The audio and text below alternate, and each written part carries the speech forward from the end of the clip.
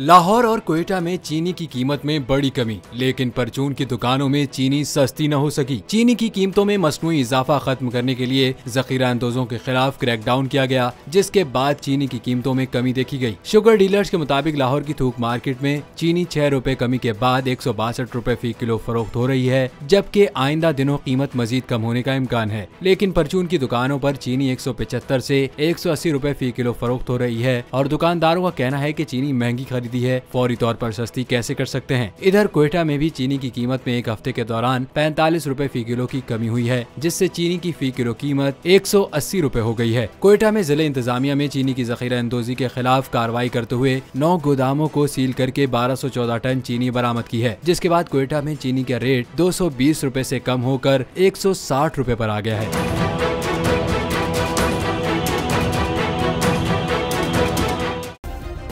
Subscribe करें और bell दबाएं ताकि कोई खबर रह न जाए।